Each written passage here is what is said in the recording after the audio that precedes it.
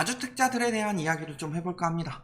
지난 문재인 정부에서 다주택자를 악의 축으로 넣어놨는데 사실 다주택자는 민간 임대주택을 공급하는 굉장히 중요한 역할을 하는데 악의 축으로 몰고 간 문재인 정부가 잘못했다라고 이야기가 나오고 있죠. 그런데 문재인 정부가 다 잘했다는 건 아니에요. 문재인 정부에서 문제가 됐던 점은 유동성이 많이 쌓일 수밖에 없는 시기였죠. 가계부채랑 전세자금 대출을 이전 정부 두 개에서 엄청나게 풀어놨고, 그래서 겨우겨우 규제를 통해서 억제를 해서 집값이 잡혀가나 싶었더니 미중 무역전쟁 터지고 코로나 터지면서 다시 올라갔죠. 근데 금리를 너무 빨리 안 올린 건 있었다. 그리고 코로나 이후에도 이주열이 빨리 올린 것처럼 보이지만 이주열도 늦은 거고 파월이 진짜 너무 많이 늦은 거지 이주열 총재도 굉장히 늦게 올린 거예요.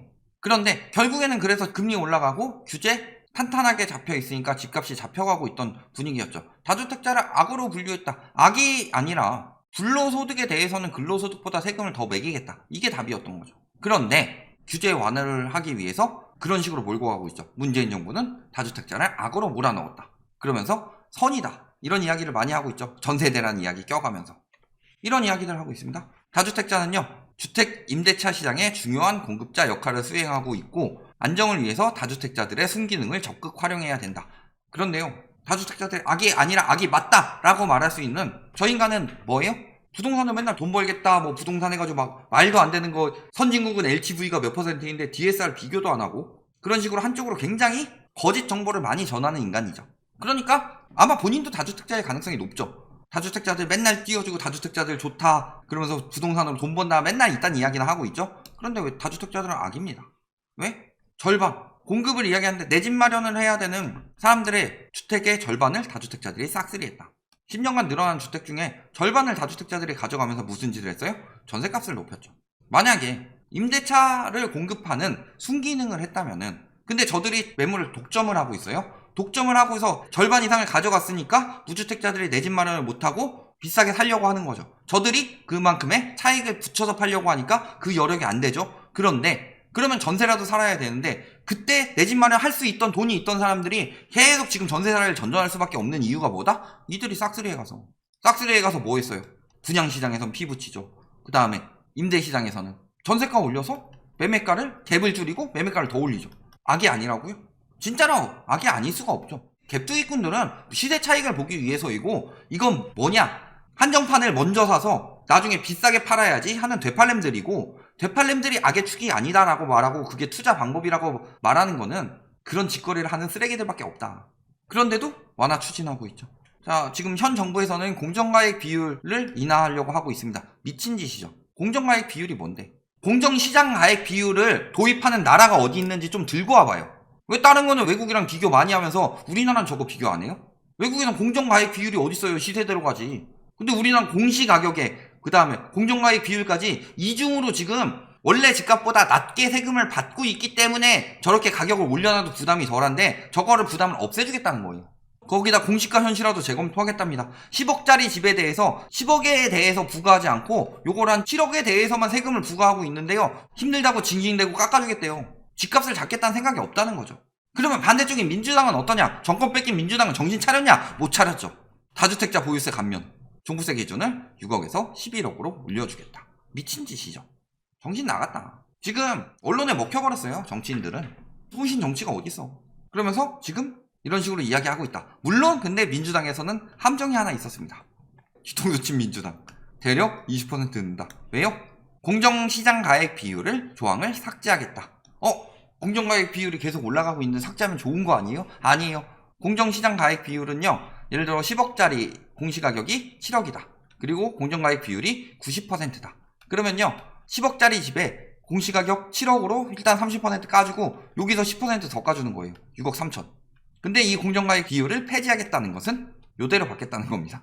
즉 우리나라 집값 폭등에서 다주택자들이 판을 칠 수 있는 과세 기준을 올리면서 당근을 하나 던져주고 나서 이걸 없애는 방법을 사용했다. 공정가액 비율을 한번 없애놓으면 다시 부활시킬 명분은 사라지죠. 이 명분이 없다 아닙니까? 명분이. 다시 부활시킬 명분이 없죠. 시세보다 싸게 받겠다는 건데. 우리나라는 보유세를 더 높여야 한다고 세계적으로 경고가 들어왔음에도 불구하고 보유세를 낮추고 있어요. 미친 짓들 하고 있죠. 자, 그러면서 1주택자 완화해준다고 하고 있죠. 1주택자 완화한 건 한참 이야기가 나왔죠. 그래서 오늘 부과가 된 보유세에 대해서도 1주택자들은 많이 깎여서 나왔을 것이다. 다만 다주택자는요, 여든 야든 지방선거 오늘 하면서 저거 막 이야기했어도 되돌릴 수는 없죠. 이미 오늘 부과가 됐다. 그럼 내년부터는 좀 효과가 좋아질지 모르지만 앞으로 1년간 버텨야 하는 상황이 오는데 그 1년간 버틸 수가 있겠느냐, 이런 상황이죠. 자, 그러면서 다주택자는 세금 폭탄이다. 그래서 작년에 8,800이었는데 1억 넘어간다. 물론 이건 극단적인 사례죠. 그 다음에 또 보유세 2억이 넘어간다. 이렇게까지 안 내더라도요, 지금 저거 2주택 3주택인데 진짜 다주택 보유하고 있어가지고 하는 사람들은 문제가 굉장히 심각해지죠. 왜냐면 3주택 이상은 종부세가 굉장히 세기 때문에. 그러니까 지금 뭐라 그래요? 그놈의 똘똘한 채. 또 똘똘한 채죠. 또 똘똘한 채 선호 심화, 똘똘한 채 초양극화 예고. 똘똘한 채에 집중이 된대요. 똘똘한 한 채란 무엇인가? 강남이나 굉장히 본인이 살 수 있는 여가에서 가장 좋은 집을 똘똘한 한 채라고 하죠. 똘똘한 한 채 이야기가 나온다는 것은 뭐가 전제에 깔려 있어야 돼요? 다주택 정리하고 똘똘한 한 채를 매입한다. 이게 전제가 깔려 있어야 되는 거죠. 아니, 똘똘한 한 채니까 한 채에다가 집중한다, 저게 그 뜻이잖아요. 그런데 집이 세 채가 있지만 강남이 똘똘하다니까 강남은 한 채 더 살 거야, 그건 아니죠. 그러니까 다주택을 정리해서 똘똘한 한 채로 집중해야지 1주택에 대한 혜택 효과는 많은데 다주택에 대한 규제가 많기 때문에 1주택으로 집중하자. 그러니까 똘똘한 한 채가 뜬다, 이 이야기를 하고 있는 거죠. 그러면 똘똘한 한 채의 전제가 되는 것은 무엇이다? 다주택이 정리가 돼야 되는 것이다. 그런데 다주택이 정리가 되는 상황이에요.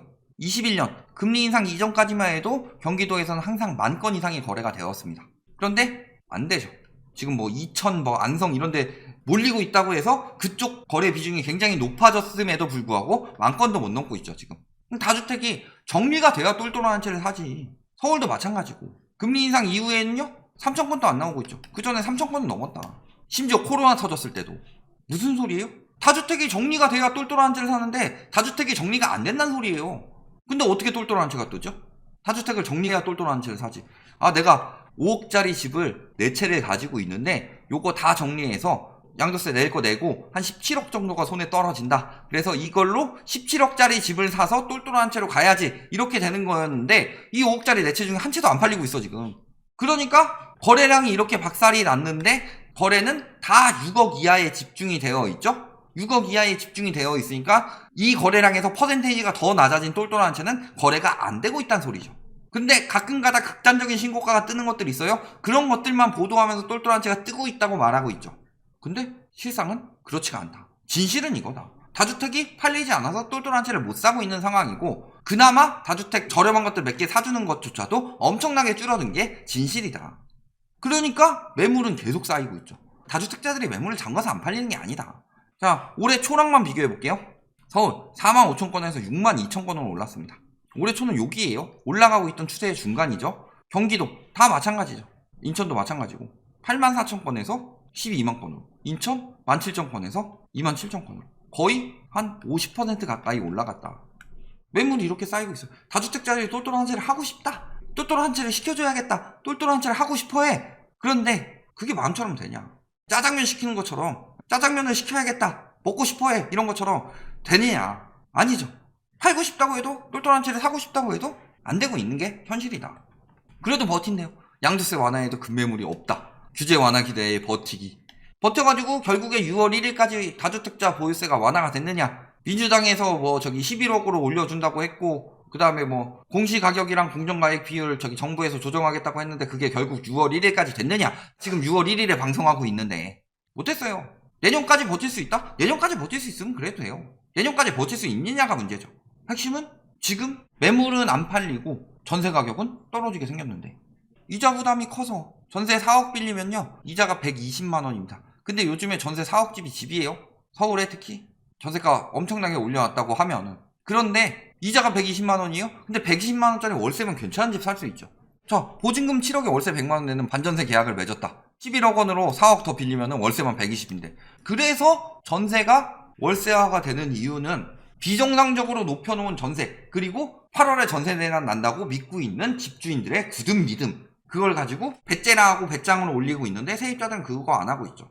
그러면요, 그만큼의 자금을 어디서 마련하느냐? 이제 그러면은 올라갈 때가 기분 좋게 해가지고 막 그걸로 생활비도 충당하고 다른 것도 투자도 더 늘리고 주식이랑 코인도 사고 집도 더 사고 그랬겠죠? 그래서 거기다 때려 박아서 나는 돈을 다 날려먹었어. 주식 완전 떨어지고 코인 개박살 나서 다 날려먹었어. 그런데요, 보증금을 못 올려요. 오히려 보증금을 떨어뜨려야 할 상황이 다가오고 있어요.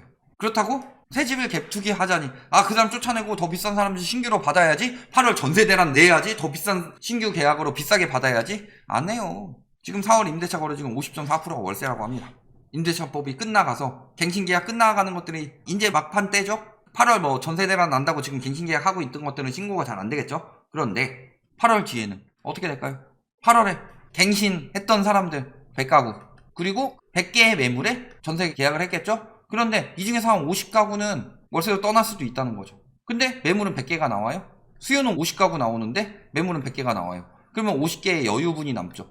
그러면 이 매물 50개가 공급시장에 들어오는 건데, 전세시장에 전세가가 안 떨어지고 배겨요? 8월 전세 대란은요, 전세가 폭등 대란이 아니라 전세가 폭락 대란이다. 그러면은 아무리 보유세 깎아주고, 그래 보유세 깎아주세요, 금리 올라가지고 이자 깎아주고 전월세 녹회 막 해주고 막 다 해주고 더 해주고 막 규제 풀고 다 해봐요. 역전세가 가장 핵심이다. 결론. 자, 일단은 종부세 폭탄은 맞았습니다. 자, 완화해준다고 해도 적용은 내년이죠. 그리고 팔자니 팔리지도 않는다. 역전세 난이 오고 있다. 종부세 폭탄보다 더 위험한 건 이 역전세다. 역전세가 나기 시작하면요, 집주인이 돌려줘야 할 금액이 기하급수적으로 늘어나고요. 역전세가 나는 이유는 수요가 감소하기 때문이라서 전세 수요가 빠지면은 전세금을 돌려줘야 된다. 곳곳에서 경매대란 날 수 있다. 그 점 잘 기억해 두시고요. 지금 무리하게 다주택자들 매물 받아주실 필요 없습니다. 나중에 많이 나옵니다. 여기까지 말씀드리겠습니다.